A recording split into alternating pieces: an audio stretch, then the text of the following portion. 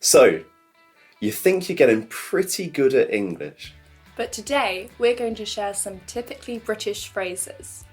Often, these phrases might sound simple, but in reality, they may have a completely different meaning to what you would expect.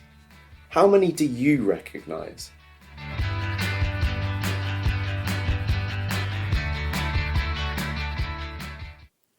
The first phrase we're going to talk about is chalk and cheese.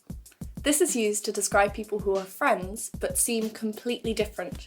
For example, they might have different interests and personalities. They are like chalk and cheese.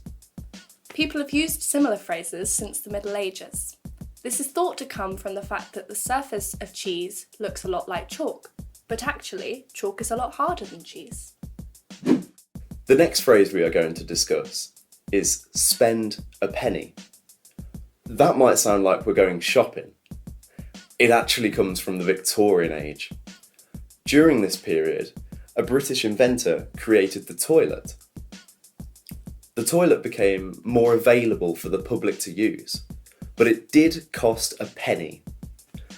For that reason, the saying, "I'm going to spend a penny," became a popular way of saying, "I'm going to the toilet," especially among women. Why especially among women? The men didn't have to pay to use the urinals. That's unfair. I don't like that at all. That brings us to the next phrase I'd like to share. That's not really my cup of tea. Now, we're not getting confused about who owns the tea here. This phrase just means that you don't like something. As you might know, people in Britain love a cup of tea, but they all drink it differently. Some people have a lot of milk, some not very much milk. Some people take a lot of sugar, others not very much sugar. This phrase explains that different people have different likes and interests. So my cup of tea, with only a little bit of milk, might not be your cup of tea. With a lot of milk. It's very common for people to disagree about things.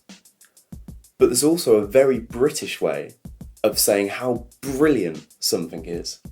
This phrase is, "That's the bee's knees." I know what you're thinking. Do bees really have knees? I don't know. And I don't know where this phrase comes from. I think people just say it because it sounds quite funny.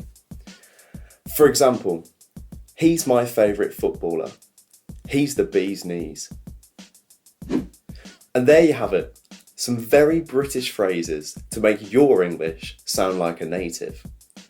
Do you know any other British phrases that don't have an obvious meaning? Leave your favourites in the comments. Until next time.